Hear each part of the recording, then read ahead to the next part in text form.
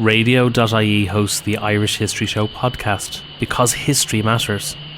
Radio turns 100 years young this year. Radio's history is powered by Radio Archives. For radio archiving solutions from people passionate about radio, visit radio.ie.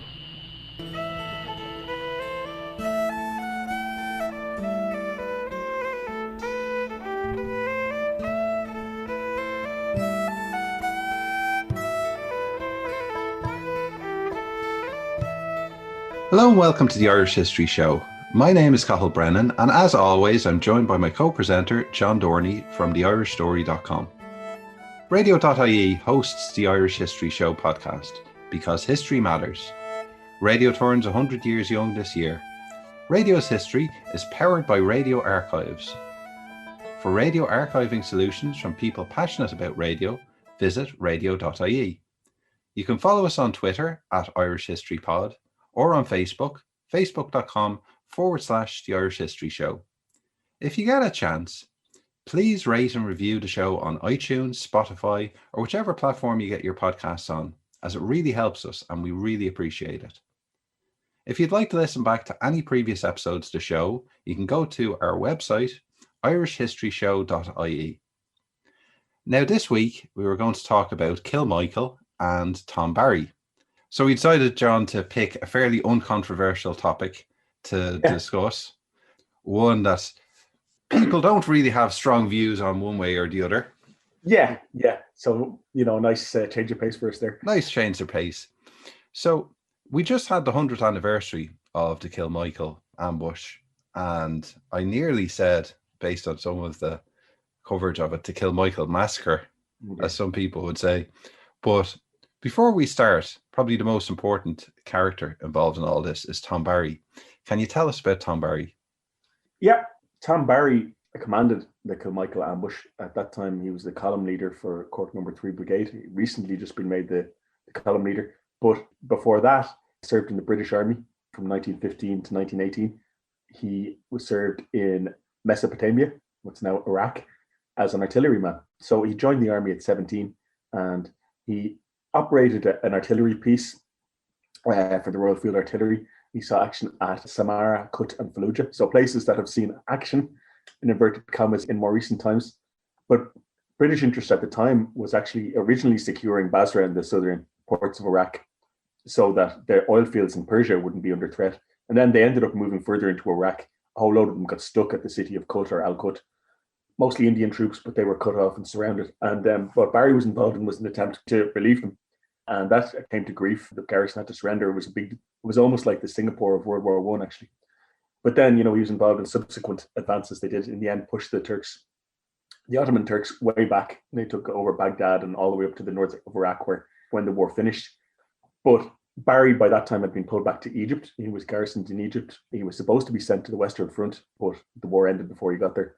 And he came back to Cork, and you might think from his memoir, Guerrilla Days in Ireland, which is very largely, I would say, a work of self-aggrandizement, that he joined the IRA straight away. And he says in his memoir that he heard the news of the Easter Rising when he was over in Iraq or Mesopotamia, and he immediately became a convert to Republican nationalism. But that's not quite the case, actually, when he came back to Cork. Well, most of our understanding of Tom Barry comes from, as you mentioned there, his autobiography, probably one of the most famous autobiographies of the period, along with Dan Breen and Ernie O'Malley. Tom Barry's would be one of probably the top three. But in the last while, even very recently, in the last week or two, we have a lot more information to go on, including the pension reports. Yeah, now, credit where it's due, this isn't all my work. Sean Gannon brought to my attention the work of Jerry White, who unearthed Tom Barry's British military record. And that really feels a reasonably unremarkable war service. He had some disciplinary issues, but nothing connected with Irish nationalism, as far as we know. And also, what's interesting is that Jerry White unearthed Barry's application to join the British Civil Service. He failed an exam in 1919 to join the British Civil Service, and he requested a posting to India. Now, we're not exactly sure what kind of posting he wanted, but he seems determined to have got a public job. And he gave a speech at the Ex-Servicemen's Association, which again, Jerry White and Sean Gannon have unearthed, where he called for war veterans to be given preferential treatment and employment. This is in Cork in 1919.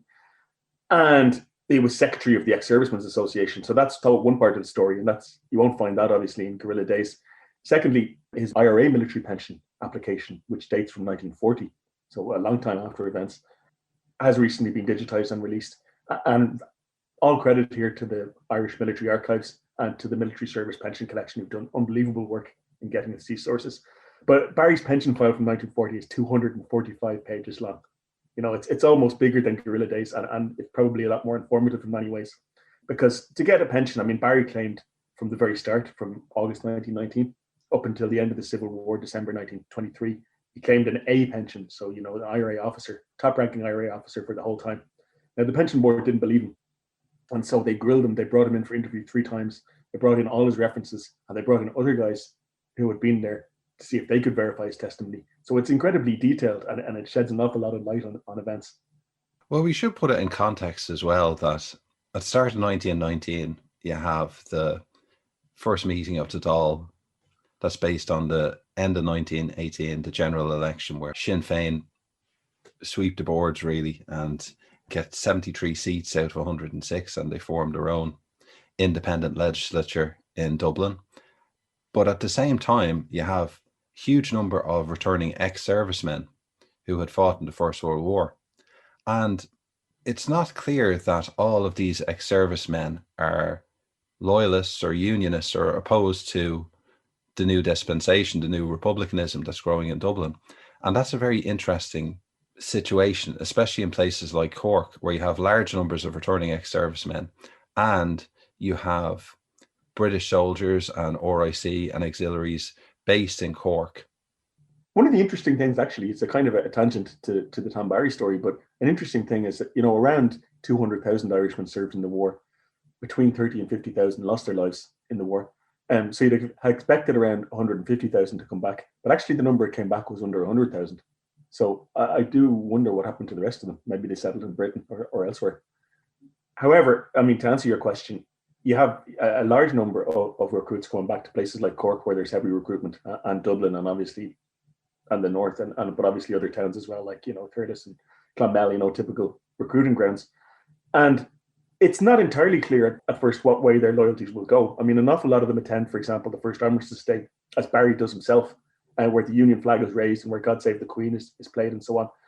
And at the same time, you have Republicans recruiting into the Volunteers. You've got young men flocking into that. You've got the initial kind of shots fired between them and the RIC, although in 1919 it was fairly restrained.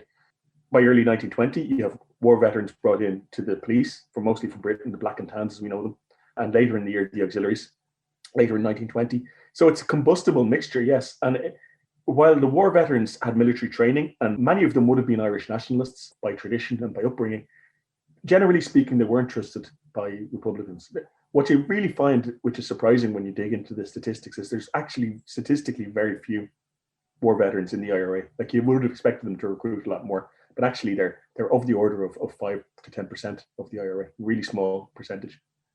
Well, whatever distrust there was about Barry being a veteran of the First World War, he also had to contend with the fact that he came from an RIC family as well. Correct, yeah. His father was an RIC officer, yeah. And so, like, the average person, I think, before the First World War wouldn't have read into that too much. It would have been just like a Garda's son, I think, in many ways. But certainly in separatist eyes, that marked you as the enemy. Like, even as something as mundane as the GAA had a ban on members of the RIC playing their games, for example. In the eyes of people who had joined the IRB and the Volunteers prior to the First World War, certainly that would have been a black mark against them too, yes. And along with being an ex-serviceman and, as you say, attending Armistice Day ceremonies in the wake of the First World War, he also got involved in the ex-servicemen's associations, serving on their committee as well.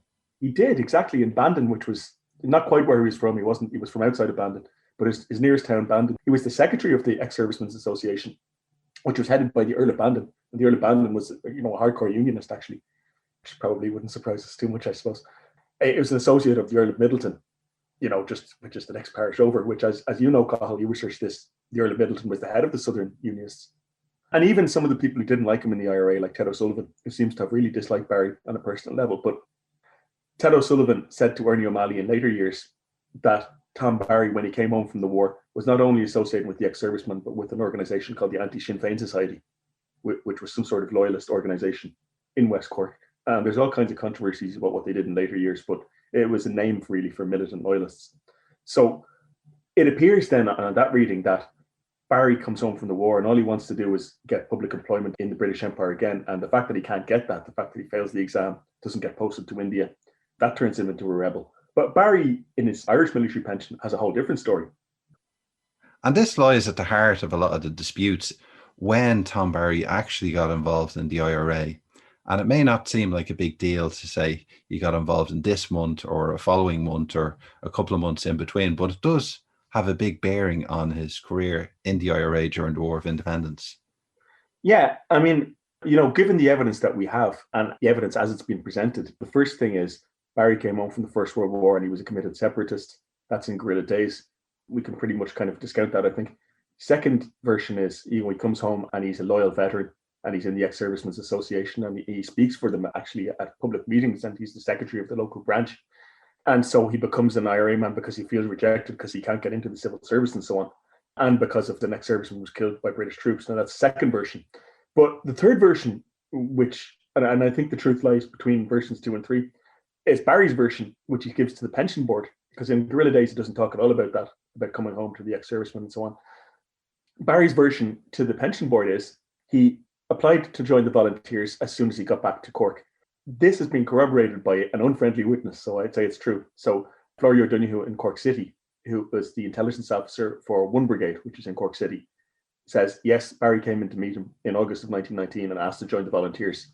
O'Donoghue didn't know whether to trust him because he was ex-British Army, and also he wasn't from the area. So he said, go back and join your local company in Bandon.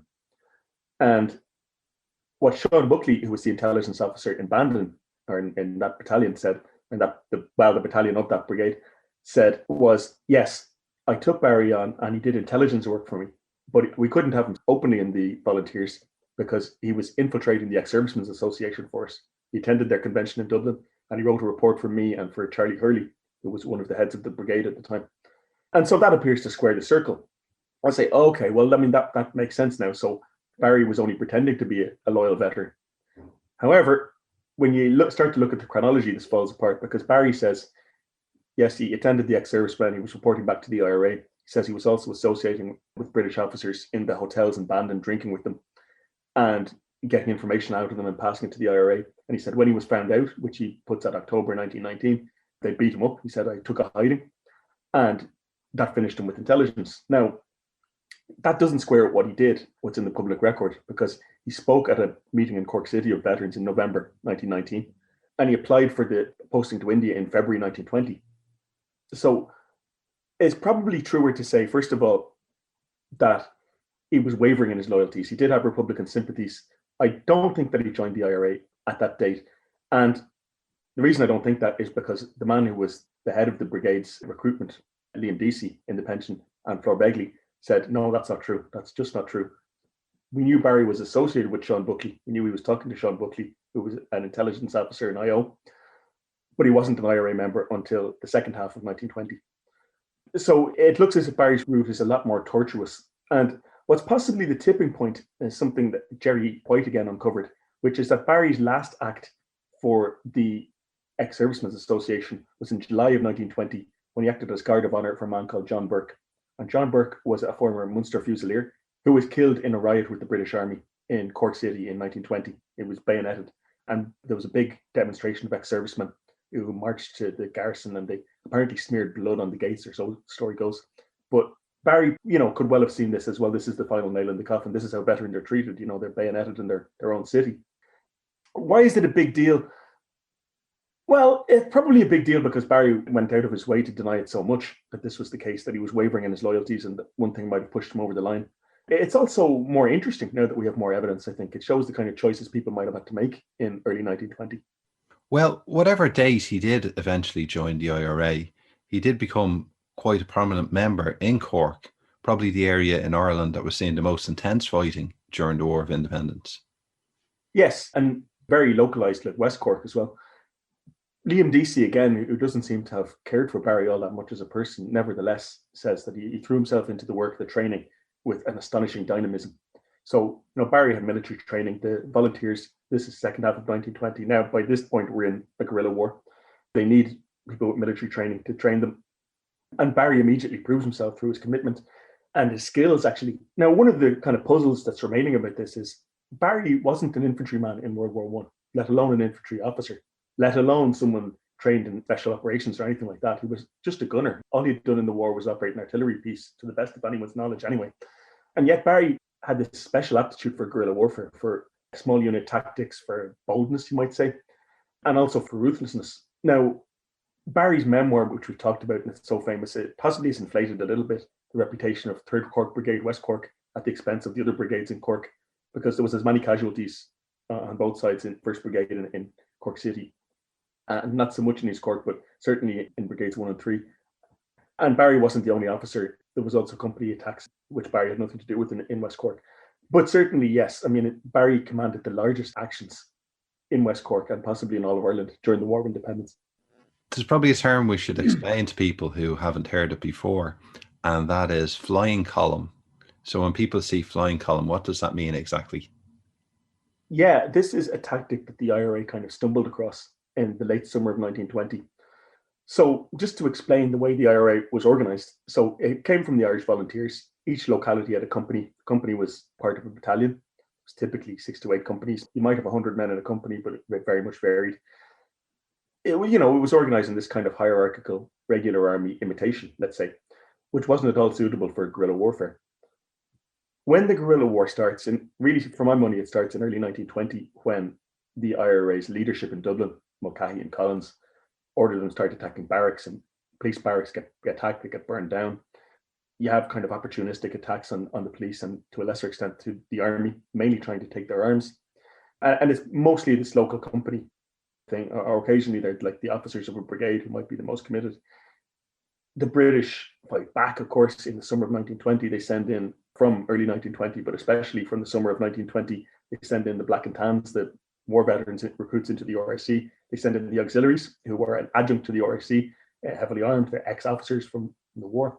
They send in more military, although at this stage it's mostly these auxiliary police.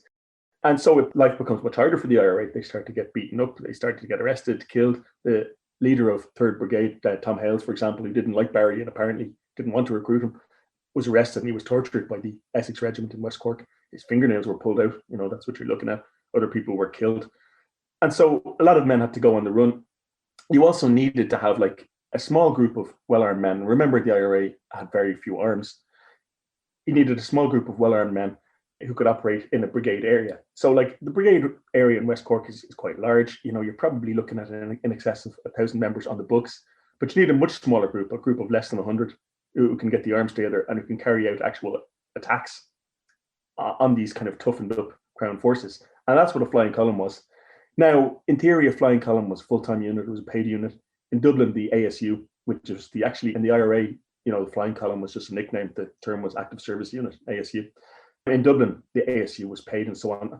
I'm not sure that applied in a rural area like West Cork, and I'm not sure it was so, let's say, tightly contained. Like what Barry talks about in his memoir and what others talk about is you called on people for a particular operation, a particular job. You'd have a small corps and you'd call on reliable people from the local company to participate.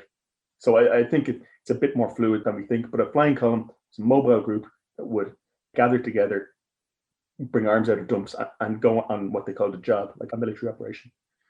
We should talk as well about the policy of reprisals and the treatment of civilians and also the property and things like creameries in the areas that were subject to reprisal attacks from the Crown forces. What was that like in Cork, in that area in West Cork, in that period in the later half of 1920? I'm not sure West Cork exactly had seen a major reprisal yet, but you're absolutely right, Carl. The second half of 1920 is punctuated by these reprisals. So if a policeman was shot or a soldier was shot or there was an attack on them, the Crown forces would typically roll into the nearest town and they would burn down the town hall, creamery, which is a place where all the farmers would have to bring their dairy produce, especially in a dairy producing region like Cork. They would burn down the creamery, they would burn down the Sinn Féin hall, and they would shoot any suspects they could find. And this happened from Balbriggan to Trim to Tuam to Mallow in North Cork. And this informs things like Barry talks about in his memoir about, the terrorists of Crown forces. Obviously, that's rhetoric, but I mean, the strategy of Crown forces appears to have been to terrorize the population. You know, Lloyd George's famous phrase, "We have murder by the throat."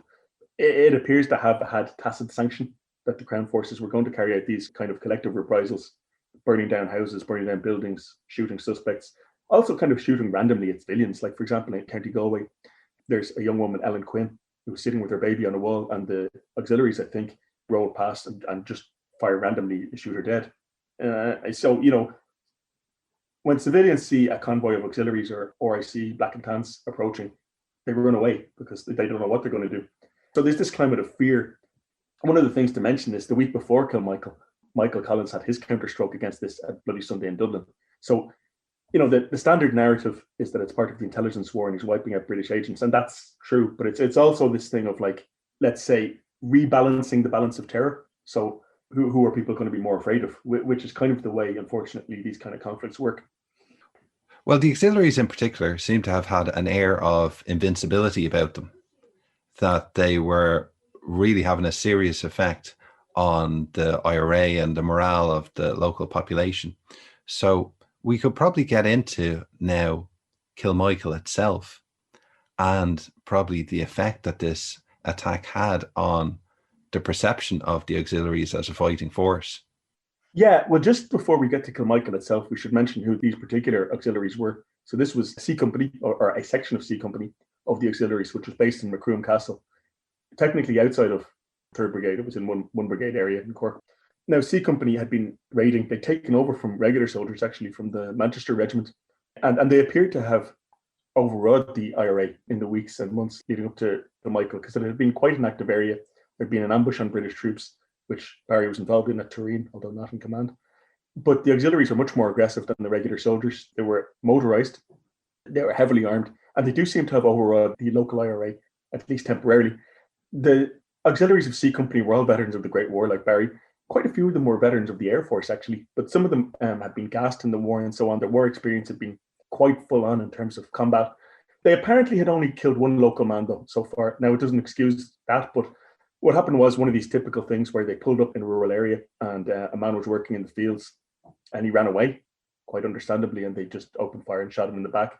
That, as far as I know, was the only local man they had killed up to that point. But they had overawed, I would say, the local population before the Kilmichael ambush. So we should get into now the actual Kilmichael ambush and the planning and the thought behind it. What was the logistics of Kilmichael? The logistics were, you first of all had to gather all the available weapons, and there wasn't an awful lot of them. You know, they had some weapons they'd taken off the police and the British Army. They had weapons they'd taken off the Coast Guard. There had been a raid on the Coast Guard earlier in the year, who had a different type of rifle, actually. They had Canadian Ross rifles. They had shotguns, whatever shotguns they managed to get together, and a few handguns. So they managed to get 36 weapons together. Some of the men Barry assembled, he assembled 36 men, according to his own account. I think the military pension files reveals a different number. I can't recall what it is. But Barry does this thing of sending out messengers to men from the local companies who had been at these training camps that he had run in September and October. And this gives you an idea of the kind of way a flying column was assembled.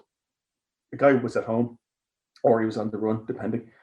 And he was told to assemble at a certain point, and they got the column together, handed out the arms which had been got out of the dumps, like long arms, they called them. Rifles were usually dumped between operations because you couldn't be caught going around with them. And so Barry had noticed quite astutely that Colonel Craig of the auxiliaries had taken to using the same road every day between Dunmanway and Macroom. Now, I gather this is a cardinal sin in guerrilla warfare, to keep taking the same route every day. So Barry noticed that as they were doing this, they'd fallen into this pattern. The townland at Kilmichael presented a good place for an ambush. Why? Because the road turned sharply. There was a sharp bend in the road. So this meant that you could carry out what military today would call an L-shaped ambush. This means there's one party right in front of them at a stone wall and one party beside them. That they can fire from two different directions without hitting each other. And that was the plan. There was also a command post up on a hillock, which could, oversee the situation. Now, again, now we're getting into the accounts of Kilmichael. There's no British accounts because all the auxiliaries bar one were killed. There's some IRA accounts, but they're all from quite a long while after. We mainly have to go with Barry's account. Now, what's significant about Barry's account is he goes out of his way to say these auxiliaries had come in and they were terrorists and so on. They were terrorizing the neighborhood. They were overawing the people. And we needed to give them a good shock and to show that they were beatable. And he says it was kill or be killed. And he says there was no line of escape for the ambush. So he intended to wipe out the auxiliaries. That's what he says in his memoir. And you might think that this is some Barry's bombast, and he was a very bombastic man. But some of the other veterans also, when they later gave statements to the Bureau of Military History, said the same thing. They said that there wasn't any escape route planned. It was a very unusual ambush in that regard, and that the plan was to wipe out this column of auxiliaries. The other aspect of it is it was a very close-in ambush. Like if you compare it to, for example, the action at Turin, which was the previous month. At Turin, they had fired from quite a distance away. They had escape routes, they were concealed. And the British column that the ambush surrendered, actually, and there was, I think, 2 or 3 of them killed, and the rest were taken prisoner. The weapons were taken, and then they were let go, which was much more common. And Kilmichael wasn't like that. The ambush points were almost point-blank range, right beside where they expected to engage these lorries of auxiliaries. So they waited there. A lot of guerrilla warfare was waiting around, not knowing if they were going to show up. They waited around, and it was a very cold November day. They had tea sent from the local houses. So obviously the local people were sympathetic, but there was cold, drenching rain. It was just around this time of year, of course. And it was just about dusk. It was just about 4 or 5 o'clock when the 2 auxiliary lorries appeared. And Barry's personal role in the ambush was quite brave. It was a very dangerous role that he took on himself. Yeah, or so he says in his memoir. Like everything, this is all disputed. So what Barry said in the memoir was he was wearing a volunteer uniform, but it was designed to look like a British uniform. And some of his men were wearing captured British helmets as well, by their own admission. And he says that he stood out in the road, told them to halt, and then threw a grenade into the first lorry. There's now another story in West Cork that a local man called Sonny Crowley fired the first shot, and so on. So maybe Barry's version isn't true, but who knows? Certainly Barry took the lead. What we do know is the first lorry approached this bend in the road, and they're engaged at point blank range. A grenade is thrown in to the cab as well.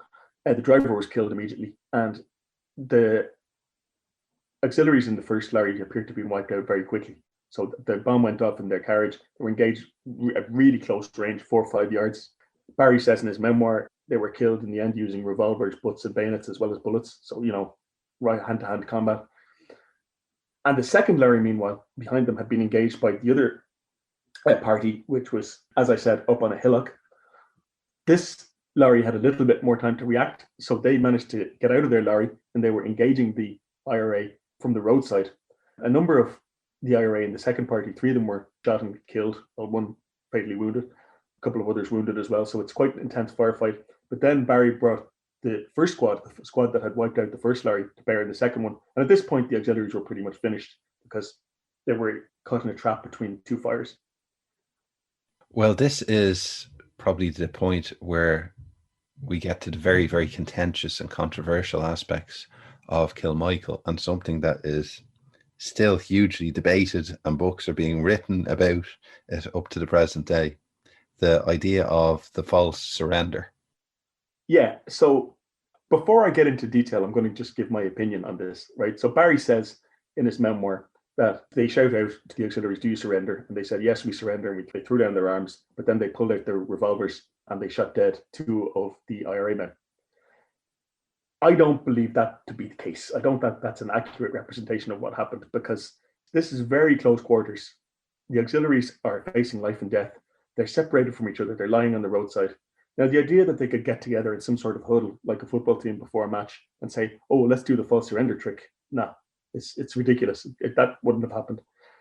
Does that mean that Barry's making it up? Not entirely, I don't think, because 2 of the other men who were there in their bureau statements say at 2 points, some of the auxiliaries put up their hands and tried to surrender, and others of them kept on firing. And they said a number of men were hit, whether they were killed or wounded. They differ on. I think that's what happened.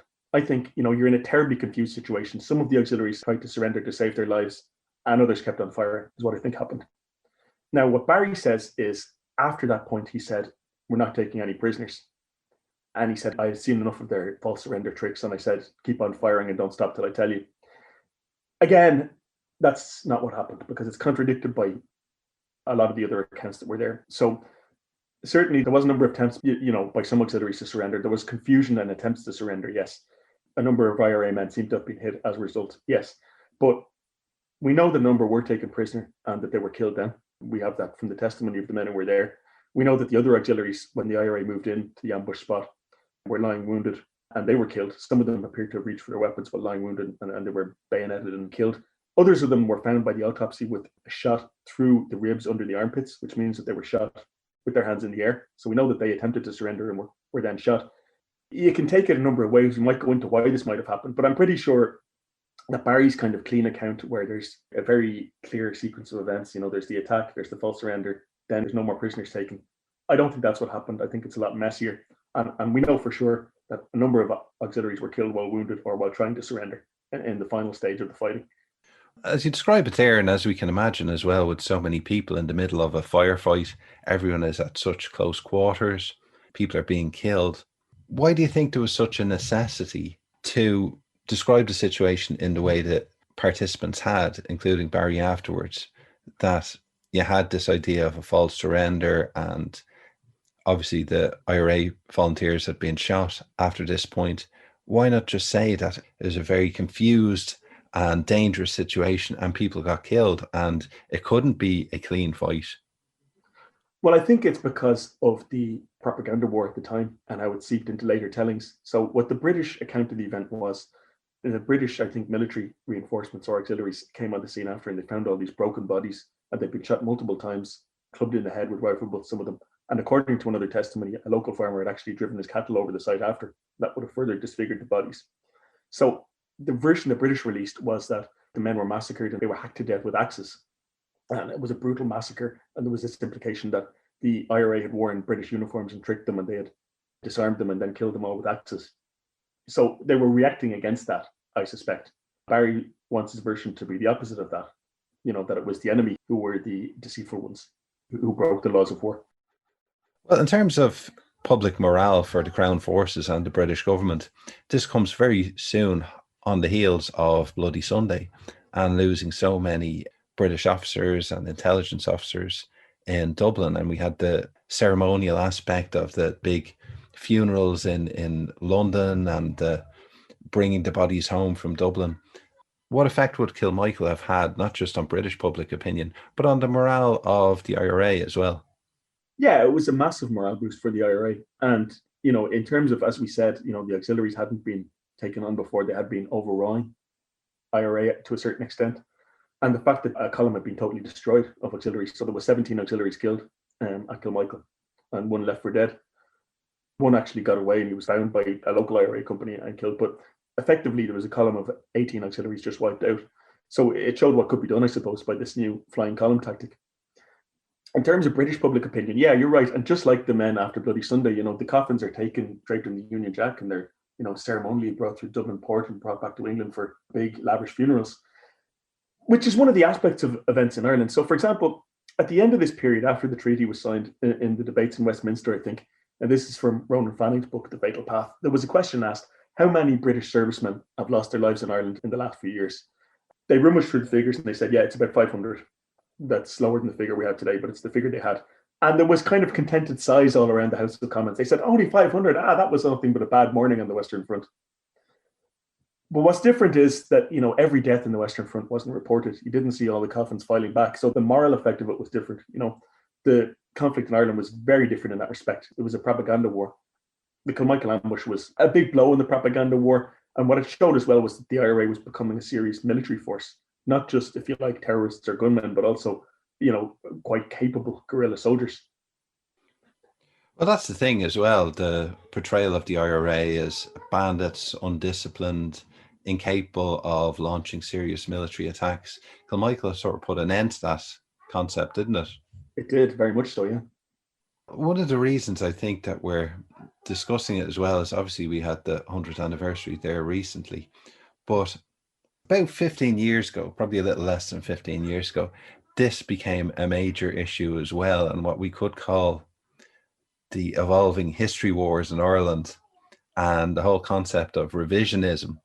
And this was debated on several sides, particularly the idea of the false surrender, but largely seems to have been reignited by the late historian Peter Hart's work about the IRA and its enemies, where he covered Kilmichael and Tom Barry and the General IRA campaign in Cork. Yeah, Peter Hart opens his book, or it's the second chapter of his book, The IRA and Its Enemies, with an account of Kilmichael. And Hart very much cleaves to this view that Tom Barry is a liar, and that what happened was the Auxiliaries were taken prisoner and then they were all killed out of hand, killed as prisoners, massacred, if you will. And it cleaves very closely to the British version of events at the time, except that it doesn't talk about them being chopped up with axes, as the British version at the time said. Apart from that, it's more or less the same. And what's really controversial about this is that Hart seems to have interviewed a load of local people. He has anonymous interviewees as sources in his book, which is poor form. And the idea that Hart said he protected their identity for their own safety, like this, Hart interviewed them in the 1980s and he published in the 1990s. So, around 70 years after events. I don't think that's very credible. I don't think it's very ethical. And I still consult Hart's work. I mean, I'm increasingly skeptical about how reliable it is when I see other sources.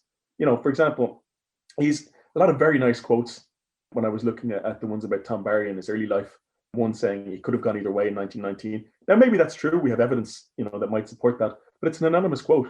It's a little bit like Series 5 of The Wire, where the journalist invents the quotes that are too good to be true. So there's a real problem there. Now, if we want to get into the nitty gritty, apparently Hart's anonymous interviewees are based on people who were interviewed by a priest, Father Chisholm, in the 1960s, and Eve Morrison has a book coming out to this effect. Now, I can't speak to that. I don't know. I will say that the other IRA accounts that are surviving, and we have a few more of them now, none of them support this idea that it was a straightforward massacre. And Hart's quotes to that effect, if they come from the Chisholm papers, the Chisholm tapes, I don't know, but they have to be discounted because they're anonymous and nobody can verify them. Now, that's the kind of methodological part of it. The other part of it is, like, at the time when Hart published this, it was the 1990s, the Northern Ireland troubles were just about ending, fizzling out. And so Hart's work very much was adopted by the likes of, say, Kevin Myers and Owen Harris and journalists in contemporary Ireland to show that the old IRA were just murderers. They were no better than the provisional IRA. This was the narrative. They didn't engage in honorable combat, that they murdered prisoners and they were liars and so on like this. So whether Hart can be blamed for this, we can get into, but certainly it was taken up like this, and this is why it caused such controversy. Now, Meada Ryan, who was a local historian and a biographer of Tom Barry, took up the cudgels, and she went and she tried to find, these anonymous interviewees, who they might have been. And so she said, well, they couldn't have existed. They were all dead by the time Hart came to have interviewed them, and so on. And so this thing of Hart talked to dead people is something you often see quoted, that he performed seances, all this kind of humorous stuff. But like it also got very bitter. Niall Meehan, who is a professor of journalism in Griffith College in Dublin, wrote extensively on this. And his point was that, first of all, Hart's methodology was pretty shoddy in some respects, I might say, but also that why were some people so willing to take it up, which was the other question. So there's a lot of arguments here, and it becomes about a lot more than just Kilmichael later on. First of all, it became about the Northern Troubles. Then it became about if historians in academia could be trusted, if they had ingrained biases. And so eventually, the academic ones, the people who'd been colleagues of Hart. Now, Hart was obviously from Canada, but he had studied at Trinity College.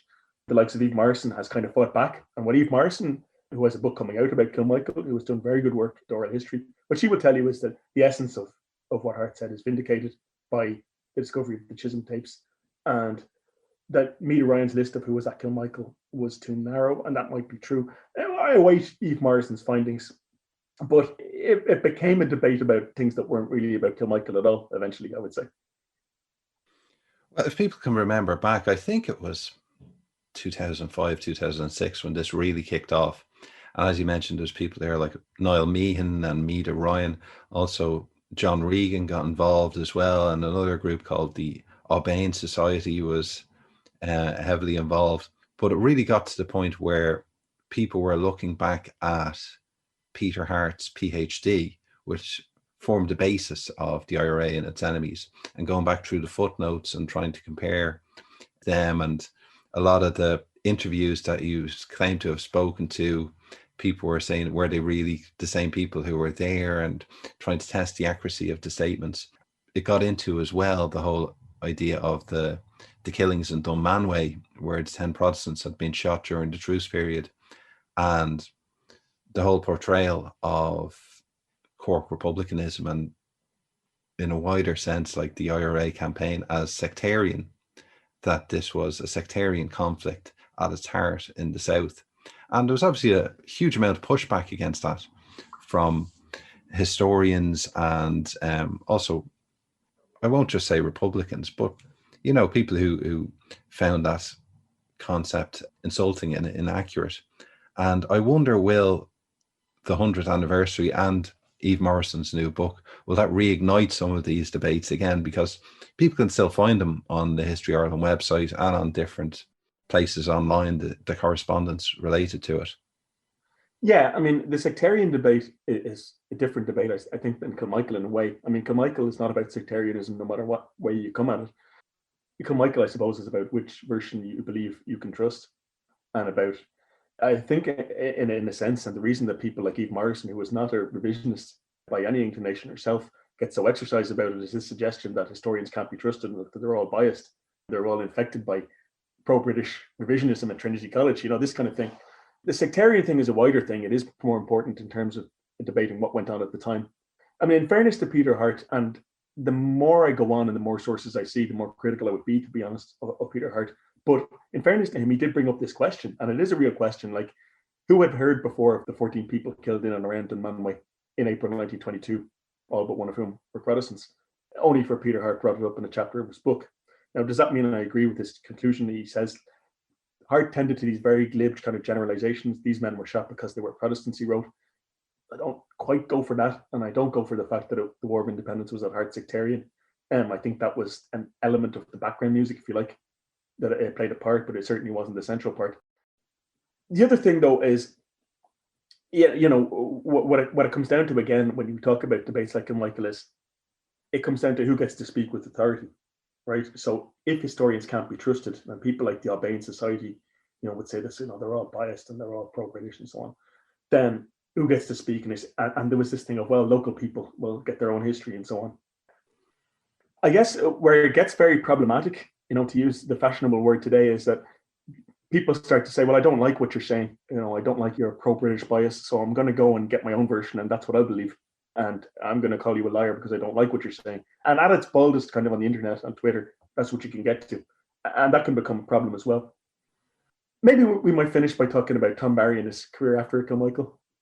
Yes, because after Kilmichael, we get into 1921 and the truce, and then the Civil War. So where did Tom Barry end up in regards to the Civil War? Yeah, so, I mean, Barry commanded quite a number of actions against Crown forces after Kilmichael, notably the Crossbarry ambush, but also attacks at Roscarbery, Borgatia House, so on and so on. One of the things that, contrary to the legend, is that, you know, after Crossbarry, basically, Barry had to more or less disband the column, and they had to go on the run because there was so many military and police forces in the area of West Cork. So, you know, it's not the case they could attack at will. They were pretty much on the run after that, from March 1921 up until the truce, and they were only capable of carrying out relatively small actions, with the exception of one attack on Roscarbery Barracks. But Barry was made the liaison officer after the truce. So, which means that, you know, much to the chagrin of the British, that the man they considered a murderer who had massacred the Auxiliaries, or so they thought, at Kilmichael, they had to deal with him as an equal at the truce. So he had to meet with the British command to make sure the truce was holding for the following 6 months, which was a bitter pill to swallow for the British. In the Civil War period, Barry is obviously one of these IRA commanders who comes out against the treaty. Now, that's the norm in the south of Ireland. I mean, it's something like 80% of the IRA in the Southern Division were against the treaty.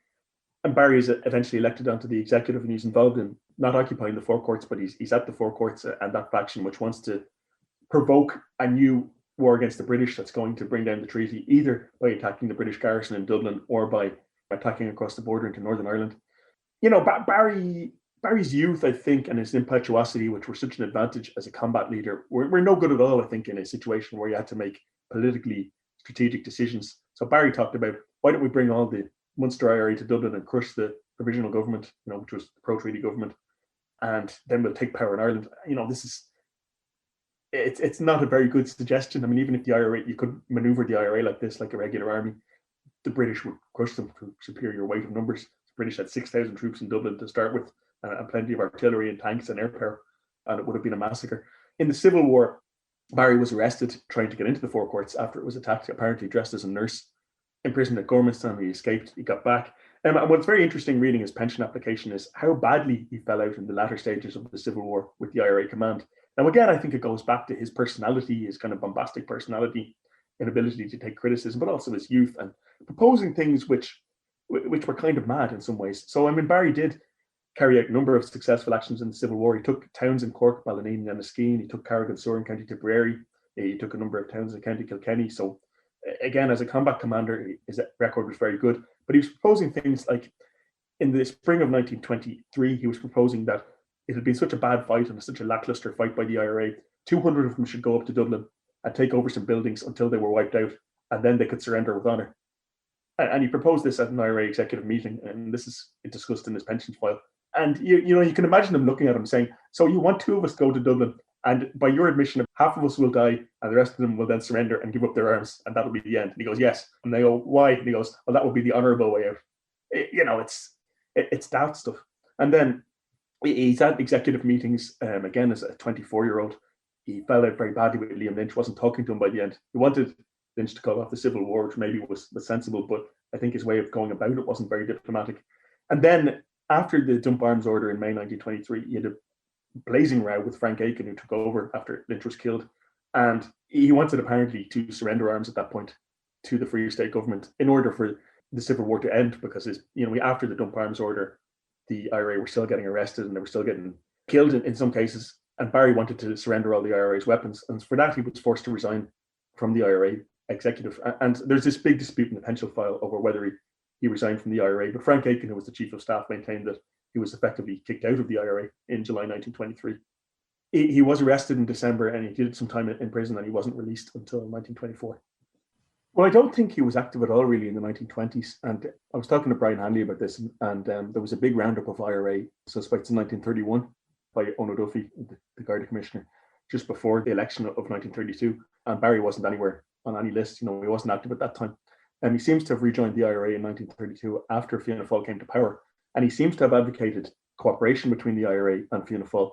Apparently, as far as I can make out, Barry's motivation for rejoining the IRA initially was that the Blue Shirts were quite a significant force in West Cork, where he was from, and he wanted to fight back against them. And he was involved in a number of violent clashes. He tried to assassinate some local Blue Shirts, I believe, in the 1930s, and eventually became the IRA chief of staff, though after Fianna Fáil illegalised the IRA. Like Fianna Fáil legalised the IRA first of all, then fell out with them in 1934. And Barry himself was convicted on 2 occasions before the military tribunals, which was the special courts under the Fianna Fáil governments, for firearms possession and for membership of an illegal organisation. And Barry was also apparently behind the assassination of Somerville, who was a retired admiral in West Cork, who was giving references to people who wanted to join the Royal Navy.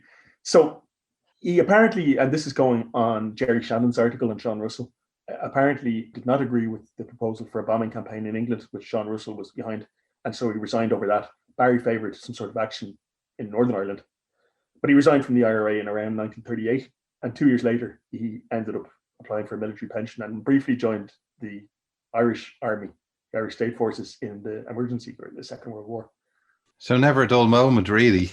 No, and never a modest moment either. He was publishing articles in the Kerryman about his daring do, throughout the 1930s. And I think these formed the basis of Guerrilla Days, which was published in 1949. Yes, and one of the things that we can see from like documentaries about Tom Barry, and also if anyone was to go onto YouTube and find the interviews with him, is that he was very open to being interviewed on television and being interviewed by journalists. He wasn't reticent about talking about his role during the War of Independence and Civil War. Yeah, I mean, that's a very shy way of putting it, Carl. He was a relentless self-promoter and full of self-confidence, and never apologized for a single thing that he ever did. Quite like Dan Breen in that respect. That was the reason why a lot of people in the IRA and veterans of the IRA from the War of Independence and Civil War didn't like him at all, because he would always talk himself up in his own part in events. Now, he did play a significant part in combat events, but one thing that's clear in his pension is that he was always aggrandizing his own role, and people really resented this, I think. And I mean, just kind of as a follow-up, I mean, one point that people have made is, who's heard of, for example, Humphrey Murphy or John Joe Sheehy, who were the Kerry IRA leaders, who did as much fighting as Barry? Maybe not quite as skilled at it, but did as much fighting as Barry. Or who's heard of, for example, Michael Kilroy or Billy Pilkington, or people like that, other rural IRA leaders who also fought throughout the period from 1919 up through the Civil War. So Barry's image of himself as the archetypal warrior leader of the IRA is partly a creation of his own making. Well, that's true to a large extent, that we sort of see the conflict through the eyes of the people who actually wrote down their versions of it. And there are quite a few memoirs of the period, as we mentioned before, obviously Tom Barry, but the likes of Dan Breen and the likes of Ernie O'Malley and different people. But is the onus not on those who didn't write to have written? Are we being overly critical of Tom Barry for laying out his own version of events, or over exaggerating his own role in it? I wouldn't be critical of him leaving his testimony. No, of course I wouldn't. And I'm a big admirer of Ernie O'Malley in that regard for his memoirs. But the big difference between O'Malley's memoir and Barry, if I was being critical of Barry, is O'Malley's honesty. So, for example, O'Malley says that his brother joined the British Army in World War One, and he was going to do the same thing, and he talks about how his mind was changed. And O'Malley also talks about how he was mistaken in many of his views as an IRA man. He said things like, we were too hard in our idealism. We looked down on ordinary people as if we were above them, And there's none of this kind of self-reflection in Barry's account. I remember when I was a teenager and I first read these kind of memoirs, I was more impressed with Barry in some ways, because Barry gave you what you wanted, like action, cowboys and Indians kind of thing. And O'Malley's self-reflection didn't give that to you. But O'Malley's is more honest and more rounded kind of portrayal of the period as memoirists go, whereas Barry's is very, militaristic and very self-aggrandizing to a large degree. And so, there's still people in West Cork who revere the memory of Tom Barry, but there's also people who are the descendants of people who didn't get on with him, who don't like him as well. And this is not so much down to politics as due to his kind of difficult personality, I think. And get back to Kilmichael again. I think now that we're getting to the end of the podcast, I suppose from my feeling, a lot of people who are very critical of Kilmichael in terms of the idea of the false surrender, and that this was a brutal act, that the IRA on the ground, potentially they could have taken surrender of most of these men and chose not to, and chose to, in effect, murder them and go outside the rules of engagement. That they seem to be largely critical of all Republican action.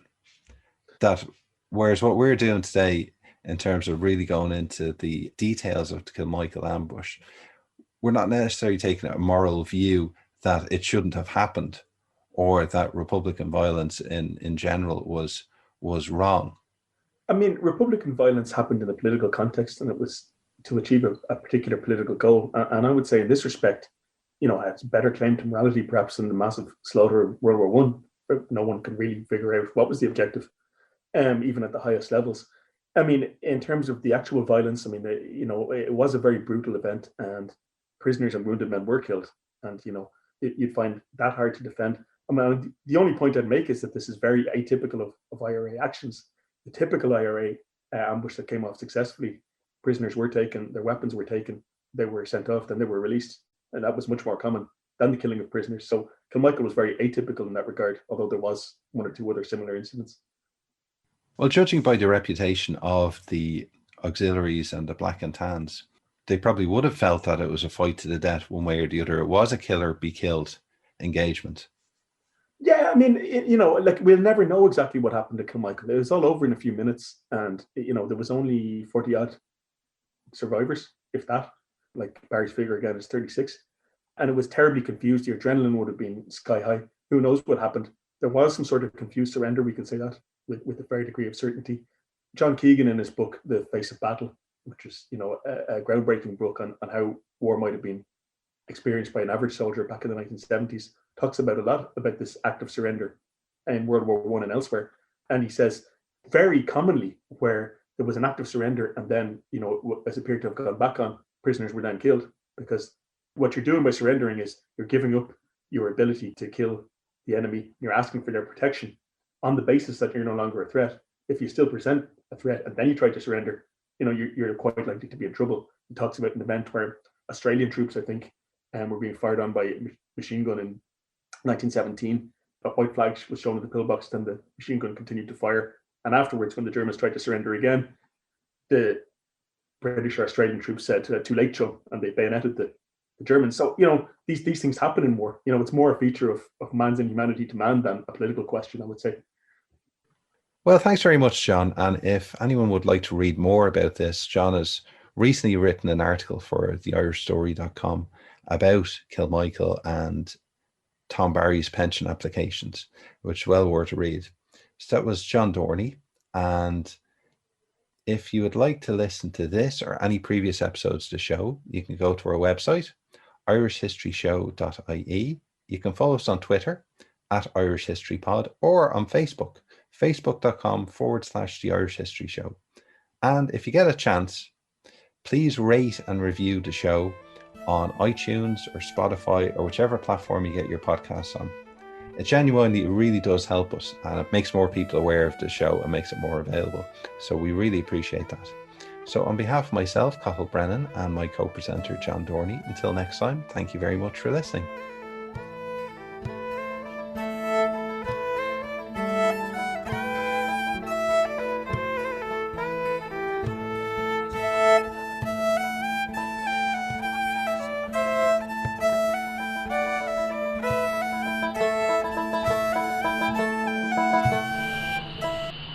Radio.ie hosts the Irish History Show podcast because history matters. Radio turns 100 years young this year. Radio's history is powered by radio archives. For radio archiving solutions from people passionate about radio, visit radio.ie.